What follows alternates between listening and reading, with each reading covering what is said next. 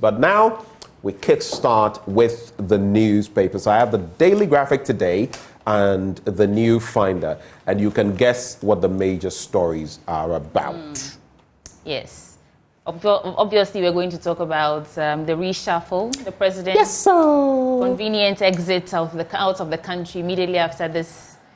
He left number 3, or is it number 2, depending on, because he has said at different times that he could even be. Number 2, who's saying that he doesn't have as much power to make decisions. No, the speaker at a point, I mean, number 3, he rubbed it into Osei Chimense's face. He rubbed it in his face. But then there was a time when he even suggested that he could even be number 2 because of certain circumstances. That's why I was.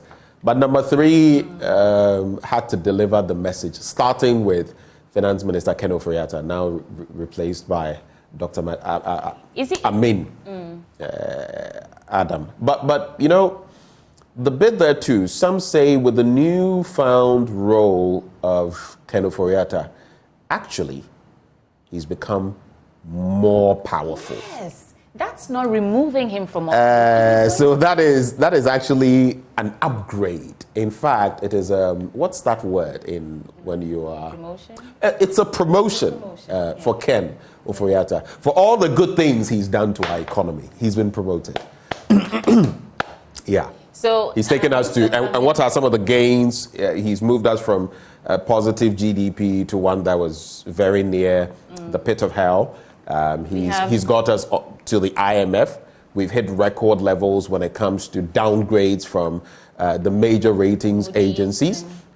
Our currency has hit, 16 to the dollar at a point. It's still hovering around 15 plus to the British pound. They say fear currency will get any. Great British pound, what you see. Then pound sterling, pound sterling, it gets any. Then what else? Inflation, which is now ticking up again. Year-on-year inflation is reducing. Month-on-month inflation. Cost of things are still as high as sky high. Skyrocketing high. And he's led us back to the IMF. So in fact, if you look at his score sheet, he's done pretty well to earn that promotion. So, you know, he's going to sit at the helm of affairs where he now advises government directly. And I think Mustafa Amin has to, you know, run things by him, report to him, because he's a senior advisor on economic affairs at the presidency. That's a big position. So you must have done a lot to merit such a title, such a position. So, and if Dr. Amin Adam tries to, he gonna say, you know the fear face. You know the fear face. Like, hey, anyway, let's get into the other papers. I have the Daily Guide, the Ghanaian Times, and the Daily Statesman. Okay. Of course, we have, you know, the usual, right? Yes. Okay, so let's start from your end. Let's start from mine. Okay, so after Valentine's Day reshuffle, boldly written on the Daily Guide front paper, Nana flies out after Valentine's Day reshuffle. So the story is on page 3. It says President Akufo-Addo yesterday flew out of the country to an undisclosed destination abroad on official assignment. Coded. I mean, we don't need to know where he is. He's done. Let me continue the story. On official assignment after carrying out a much-anticipated reshuffling of his government, the process appears to show the president finally bowing to growing pressure from both party faithful and others to reshuffle his government. The release saw the exit of the much-pursued finance minister, Ken Ofori-Atta, although we don't know for sure if it's exiting office. He decided to drop the list before he left. Oh, I jumped that. So in his place, he appointed Mohammed Amin Adam, who was a deputy minister of energy. The minister for local government, decentralization and rural development, Kan Kweku Boche, has also been axed and replaced with his deputy, Martin Ejay Mensah Kosa. The president has also replaced Interior Minister Ambrose Derry with Greater Accra Regional Minister Henry Korte and asked Francis Asenso-Boakye to go replace Kwesi Amoako-Atta at the Ministry of Roads. And then Kojo Oppong Nkrumah has been moved to the Ministry of Works and Housing, with Ambrose Derry having been reassigned to the office of the president as Minister of State. I watched a report by Kweku Asante yesterday, and most of the minority members of parliament, parliamentarians in minority, were talking about how if it's possible to reduce the size of government why isn't it done now? Now that, you know, Ghanaians are still calling for a reduction downsizing in the feasibility of this is questionable, because every government that has assumed office since 1992 or so increases the number of ministerial appointments. Not necessarily, yes, but at some point there are some add-ons, and maybe just to chip in before you continue, you'd also want to find out why oftentimes, and it's come to the fore really around this time because of the number of ministers we had, and of course what we feel is the draw on the national purse. People have asked, so if you can have, like Bawumia is saying, no more than 50, or Mahama is saying no more than 60, why do we sometimes exceed these numbers for a small country like Ghana? You know, that's the major question. So, I mean, I believe it's a question to be raised and an issue to be discussed. Have we ever had 50, less than 50? Well, Rawlings had 36. John Ejekum Kufuor had about 60. Yeah, I think from the John Ejekum Kufuor era, then we started shooting up with the numbers. Yes. Yeah. And even John Dramani Mahama did like 80, 88 or 84, I think. I don't know, 70 something. So you see, there's an increase. There's always, yes, there's always an increase. But of course, Akufo-Addo took it to another level. He crossed 100. 110. I mean, at a point it was even 120 thereabouts. Yes. A small country like Ghana, it worries me to think that Great Britain, because you made that reference this morning, they have about 60-something ministers, and they have about 64 million people in the country. We are just about 27 million people. And if this is anything to go by, our history is anything to go by the time we are 2030 or 2036 thereabouts, we would be looking at 200 ministers, unless Dr. Bawumia lives up to, you know, his words and actually reduces. If whoever becomes president next is able to reduce the size of ministers, the size of government, the feasibility of it is what I'm worried about, because I think that these ministerial roles are created to fill a gap. For instance, the Ministry of Science, Technology, part of it, let's face it, part of it is to create jobs for the boys and girls from both parties. Yeah. People have party for a Juma. Because if you look at some of these ministers, there are some high quality ones that you can look at and say, look, I'll single out, for example, Dr. Bernard Okoboy. I like him. And it's not just about, he's also pretty professional. He does his work diligently. I don't think it's for nothing that he was made deputy health minister. But you know the dynamics of our politics. Once you lose your MP, your parliamentary race, it becomes tricky for you remaining in government. It's not impossible, but it becomes tricky for you. And once he lost his primary, once he lost the election, then, you know, it was a tough deal for him. I mean, the general election, it was a tough deal for him. But he was sent to the National Health Insurance Authority, and now he's being brought back as substantive health minister, which means he would probably have to go through another vetting, because first he was a deputy when he becomes substantive. For someone like him, following his trajectory, I like him. He's affable, he's reachable, at least to the extent that I know. Some say he's stingy. I don't care, because I don't dabble in those matters with him. And I think, especially because he's also young, and I use young here relatively, right? I'd like to see more of such people in leadership. I've seen others in leadership for good reason, I'll not mention their names, and been disappointed. Others who worked in a certain space and we felt, they are young people and unfortunately I feel disappointed by them, but I'll not mention names. Well, but at least I can laud a Dr. Okoboy and others. So some you would see that, but by and large you can weigh a lot of them, and some will say, by what metrics? You know, there are different ways of measuring them. Some of them, even their utterances, the way they speak, totally unministerial. And we've caught some of them in the past, right? Even in terms of, why has an intern called me and respects we know. So there are so many dynamics to look at. And I feel that if we're really benchmarking them and saying these are apart from the constitutional requirements, I feel a lot of them would not be ministers. Well, some new names that popped up will have to go through vetting and all that. So let's wait and see if this list will actually be approved. Those who have to go through Parliament. But on the back of that, let me do this story because it connects to what we're talking about.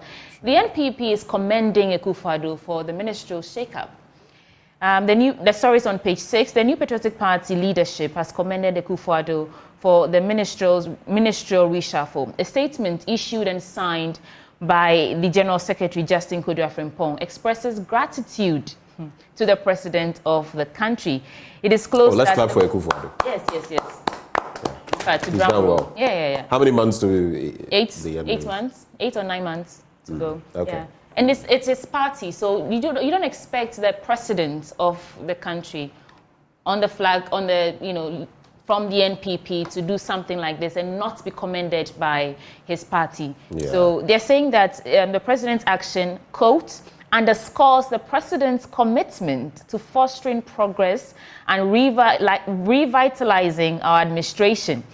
Continuing, the General Secretary said the NPP continues to express profound appreciation for the dedication and service of those departing from their roles, urging them to continue to bring forth innovative ideas and unwavering dedication to serve the good people of Ghana. There's been a lot of talk about how the president has become an abandoned old man, abandoned because, a lot of people are not, agreeing with but abandoned old man is a bit. Well, Okujeto Ablaka came here yesterday and repeated what the speaker had said, referring to him as a lame duck, and I vehemently disagreed. I don't think the president himself has said, and on this point I'm being very serious. The president himself has said that he is president, he is in charge till January the 7th, 2025, and that is factual. He is in charge. He may not necessarily play the same role he played in the party in the past, because the party, whether de jure or de facto, has a new figurehead in the person of Dr. Bawumia.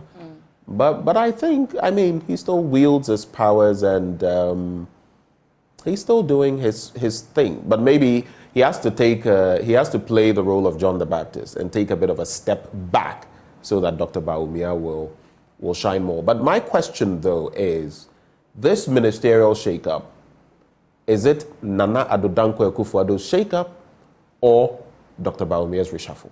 Exactly. So the point I was trying to make then is that if indeed party faithfuls are not happy with President Akufo-Addo at the moment, on the back of this shake-up, with Bawumia also saying that he's going to reduce the size of government, and then the party leadership is saying that this is in adherence or in response to the cry of the people, what exactly do they think the people are asking for? Because if Bawumia is saying that when he is voted into power, he wants to reduce the size of government as response to the cry of the people. And then Akufo-Addo does this reshuffle, doesn't reduce the size of government, but the party leadership is saying that this is a response to what the people are asking for. Where is the connection there? Yesterday on the news with Evans Mensah, among others, there was also talk, they spoke to, I've just forgotten his name, he was at the forefront of the MPP caucus in Parliament asking for the ousting of Ken Ofori-Atta. And he said that, well, even I remember Evans saying that it had been about a year, and he said, no, it's actually been about a year and a half since we wanted, this, and it's finally come. Look, if you're a watcher of politics or a follower of what happens, you would realize that definitely the MPP membership would not want to make the party look bad. Yes. So even they would say, at least it's good yes. at coming at this time. But you ask yourself, under any serious scrutiny, 9 months to elections, or maybe even less, right? What exactly are these people going to be able to come and do? Contracts have been signed, like roads and the rest. You're under an IMF program, stringent regulations. I don't want to use the lame duck term, but literally, not virtually, these people who are coming in will make little to no impact. But I think cosmetically, it may work for the MPP in a way. Oh, finally, Ken Ofori-Atta has been asked to step aside, though he's actually been promoted. Stepped up, not aside.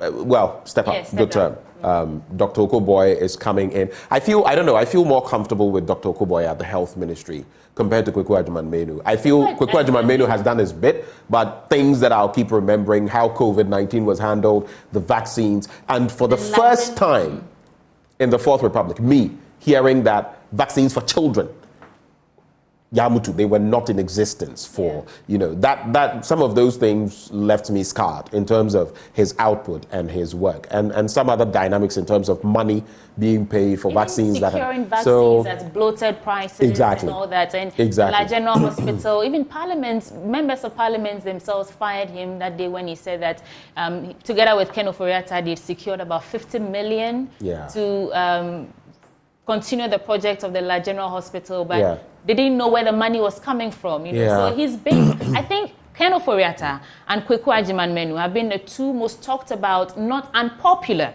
ministers that the country has had. So? Yes. Because there's always something about Kweku Agyeman-Menu in the health sector, in the health ministry, and Ken Ofori-Atta in the finance ministry. So perhaps removing them from their current position is a way of letting the people know that, well, if you don't want them here, you're not throwing them away completely, but they can serve in other capacities because they're still members of our party. It's just a way to win votes in the coming election, I think.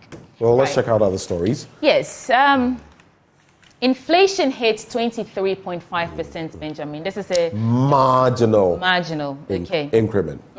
So this follows the 5 consecutive months of decline with an inflation of 23.2% in December 2023. Now, according to data from the Ghana Statistical Service, the increase in year-on-year inflation was influenced by a sharp surge in non-food items.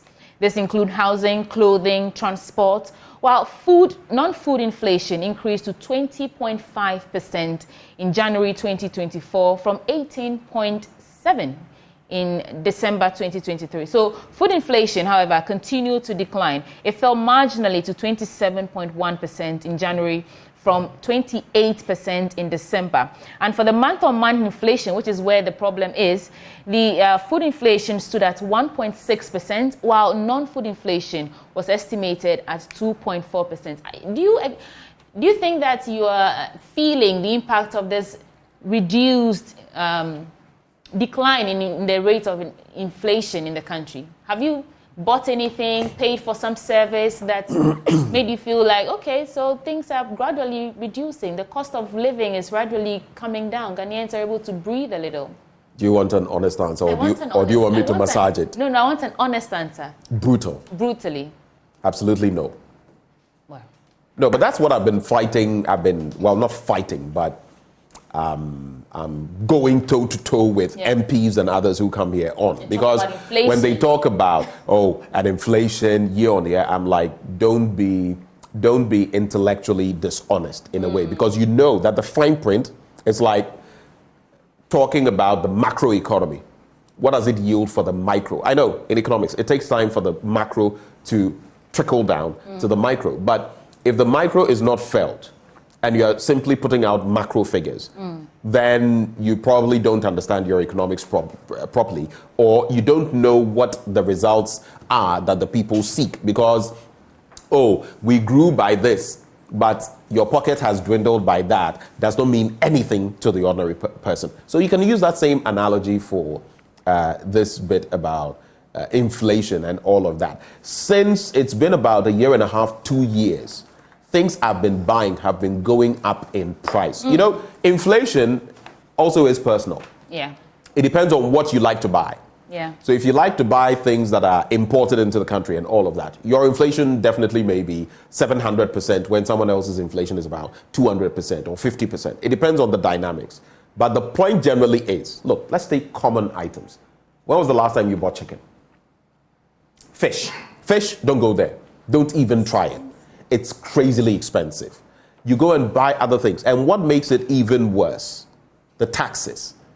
So yesterday I told you I went out and all of that. You buy a few things and you look at the tax component. You're buying something for how much?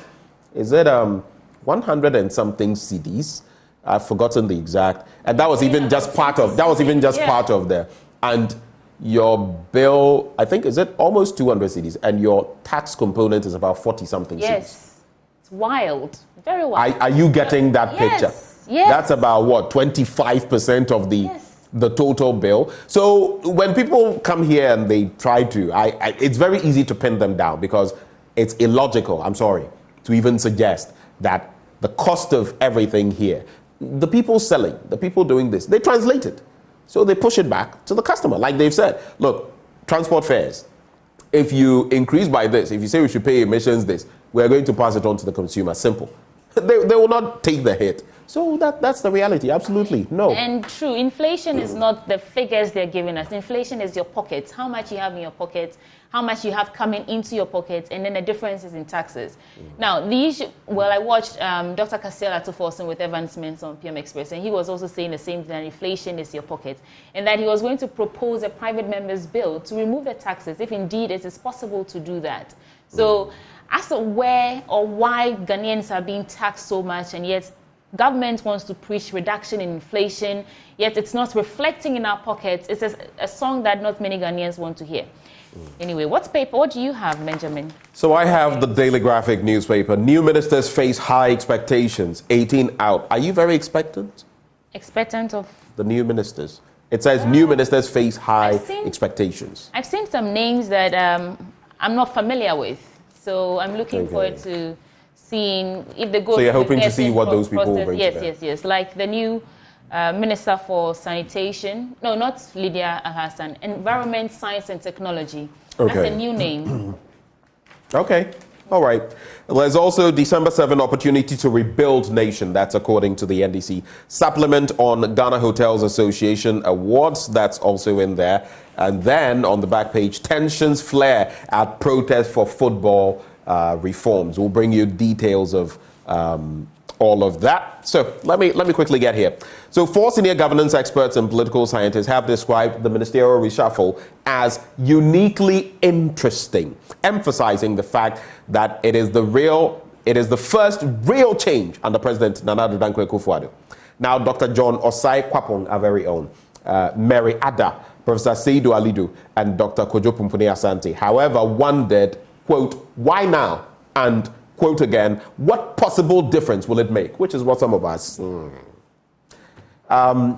After the president appeared to have succumbed to pressure to remove the Minister of Finance of 7 years, Ken Ofori-Atta, and make sweeping changes across the wide space of ministerial portfolios. Now, the resource person spoke to Daily Graphic correspondents Albert Salia Samuel Dodu and Mary Anani Amponsa. So you have your new interior minister elect, if you like, Henry Quartey. Yeah. You have Darkwan Newman, gender, children, social protection. Some people were surprised by that, among others. But I guess, like I said, it's reflective of what Dr. Alidu Seydou, Dr. John Osai Kwapong, Mary Adda, and others have said. Even before I read this, it was the same thing I was thinking. Why now?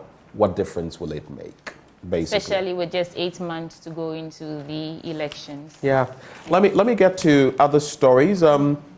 My friend seems to be doing quite a lot. Work together to advance causes in society. Swiss ambassador tells women. The ambassador of Switzerland to Ghana, Simone Giga, has called on Ghanaian women to collaborate and work together to advance their causes in society. In an interview with the Daily Graphic, she stated that the level of advancement of women in society could always improve with time. Quoting her, she says, "This will not happen overnight, but if we empower one another and work together, we can always see more improvements in the advancement of women in Ghana and Africa at large." I don't know what your reaction is to this. There's also women advised to take mental health seriously, but I feel if women banded together more rather than cut themselves more, there's always beef between this artiste and that artiste and this and that, but I feel some of us are gender activists on this side. I've always been this since my school days. No, I wouldn't call. Feminism has come to evolve into so many layers. So now I am very careful. Feminism has become maybe so, which is why now I am very touchy about ever, labeling myself a feminist, but I am a gender activist. I've always felt that, for example, leadership in this country, I was saying it just a few days ago, we are not, it's not fair compared to the Tanzanians and the Ethiopians and the rest. How many women do we have in parliament? Recently, when the MMDCs were asked, look at the numbers, women dwindling even further. I feel we can have affirmative action in that regard. We've done well in education. Tertiary level, we've done well. The numbers, now in most areas, women are more than men. But how about in sports, for example? Why is it that the Black Stars win practically nothing for us, yet the Black Queens and others, they have placed this, placed that, won laurels, and still, look at Hazake's ladies when they went out, and but so obviously the disparities are wide. I think women are not our own enemies. Unfortunately, I like to think, I'm a little biased because I like to think it's a man's world, and you've created this box for women to fit in. So we're gradually getting out of that space. So it looks as if men have to allow women. That's the word that they often use, that they have to allow women to do this. They have to help women to do that. But women really, at the helm of affairs, we are more productive, I think, than men. Oh, and our producer, Ekosam, just said something. He said, something very positive about women. What did he say? In leadership, basically. Okay, what did he say? What did he say? What did he say, Benjamin? He says women make very good leaders. Okay. That's what he said. Yeah. Okay, so right before I wrap, but what did you think he would say? He would say that women make for very good leaders. Maybe he can give you the details of that when we go off air. So Ghana, Malawi deepen ties, and I'll just wrap with these two stories, and then we can make tracks. December 7, opportunity to rebuild nation. That's according to the NDC. The Ghanaian electorate have been called upon to consider the December 7 presidential and parliamentary elections as not just a political contest, but an opportunity to rebuild the nation rooted in progress, inclusivity, and justice for posterity. Well, a picture there, you heard him, Fifi Fiavi, Kwete, General Secretary of the party. And 2024 general election addressed concerns of parties. Catholic bishops urged the EC. I'm a proud Catholic, and I'm very proud about how the CBC, the Catholic Bishops' Conference, has been at the forefront of talking about crucial national issues. Don't wait. You know what they say about leadership, right? You say, we are the smart people, but we don't want to lead. It's a bit of me. I don't like the politics, but you can find leadership in other ways. You don't want to lead, like what I'm doing now, right? And you leave it to some people who may not exactly be very savvy or bright, and they will come and take over and mess up your life. So I guess if you refuse to vote, you'll be ruled by a government of foolish people. That's something I read in school. Yeah. I think so I saw something. You don't exercise your franchise. The people who probably are not as intelligent as you, as discerning as you, would go and vote for someone because they've been given some 200 CDs. And at the end of the day, the numbers, the system elects the presidents. Don't forget that. So even one vote matters. So you should go out to vote. There's a story, though, Benjamin, in the Ghanaian Times that I want to do. It's on HIV. It says Ghana marks 20 years of HIV antiretroviral treatment. A total of 254,753 human immunodeficiency virus persons are currently on highly active antiretroviral therapy. This was disclosed yesterday in Accra during the launch of the 20 years of HIV antiretroviral treatment in Ghana. I think this is positive news because last month, Ghana Statistical Service released the data for the number of people in Ghana who are living with HIV, or the number of people who contract HIV on a daily basis, and it was alarming. There was even a story of a young woman who was arrested going around just infecting people. She knew she had HIV. She was just going out distributing the virus. That is a very sad situation. If we can mark 20 years of antiretroviral treatment, it means that we are not losing lives to this disease, but we are working towards actually saving life and boosting people's lives who are living with the virus. So I think it's a step in the right direction. Well. Still with the Daily Graphic, I wanted you to do, but Book of Condolence opens for Dr. Herbert Wigwe. The Access Bank man who, it's so sad. It's so sad, but it also tells you about how ephemeral, how how amazing yet so fleeting life is. Some of the people I remember way back from school, this, I've forgotten his name, but we had basically had a chat with this student at Bishop Herman College way back. And in a matter of days, we were told he was gone. And I've had so many of those in my life. You talk to someone, I mean, even here, we've had a few instances. You speak to someone and a few days, I mean, you see someone and the person is alive, kicking, everything is, then the next thing you hear, the person is no longer among the living. Yeah, the saddest bit about this it's story crazy. is that his wife and children were with him. I don't know about all the children. I heard a child, and I don't know, but whatever it is. His family was with him. I don't know if all of them or just a bit of them that were with him. And it's such a sad reminder reminiscent of what happened to Kobe Bryant. Kobe Bryant and his daughter and this life. It says, teach us to number our days, Benjamin. I don't know Bible, but I know that teach us to number our days that we may live, intentionally? Something of that sort. Something of that Every sort. day it's an numbering our opportunity days. to live like it's your last. Don't take life for granted. Live life as wild and hard and free as you can possibly live, because you don't know when will be your last, Benjamin. You and I could be sitting talking in 10 years or in just today. You don't know. And two things to learn from this. I think the first would be, he posted something similar to what you just said. I think a few weeks or months before his demise, almost as though he knew. somehow. And people have also alluded to the fact there's another fantastic lady. Is it Bolajo or something? I've forgotten her name, Ms. Bolajo. She's also been with the institution Access Holdings for a long time, since the early 2000s. I think 2003.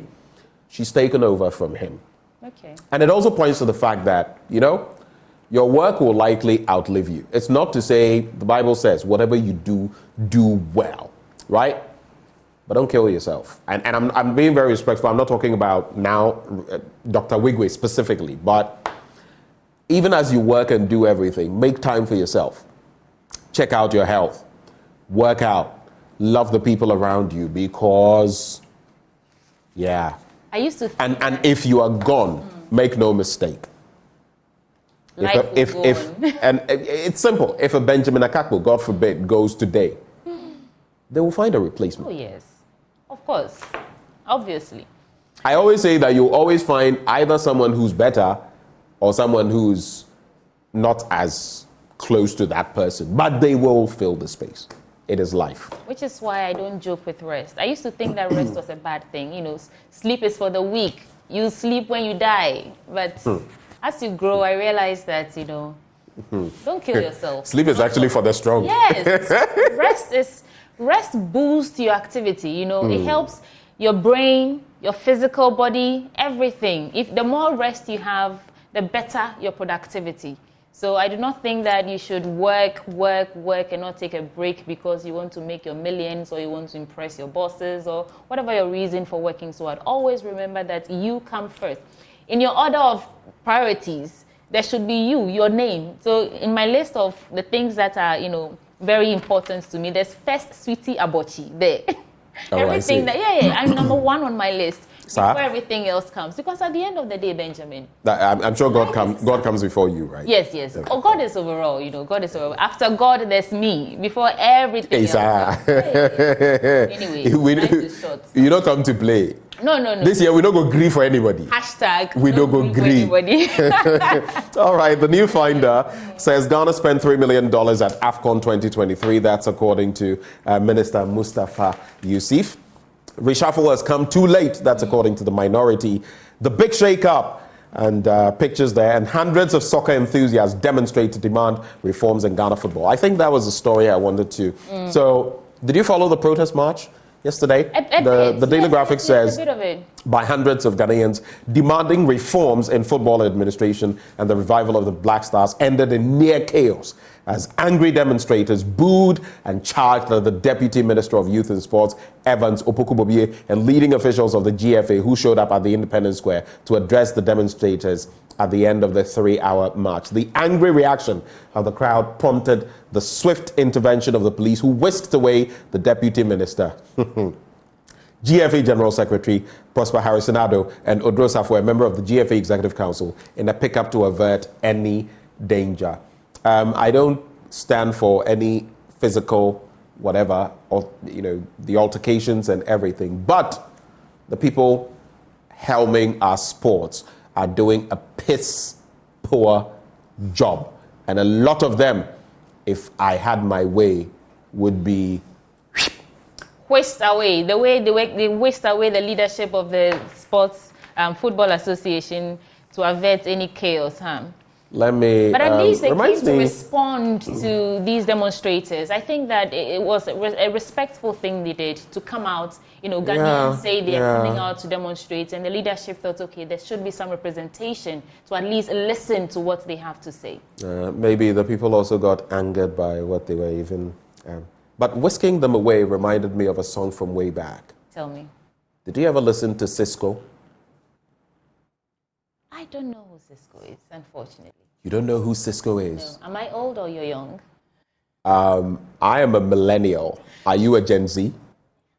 Wait, a Gen Z, I think the ages would be 11 to 26. This is turning into an expose. I know you're outside of this bracket. 95. Excuse me? You are outside of this bracket. You're actually old. No, I'm not. You wanted to throw punches at me. Look at you right now. A Gen Z would be 11 to 26 years old. You're outside. I know you're outside of this bracket. No. Generation Z starts from 95.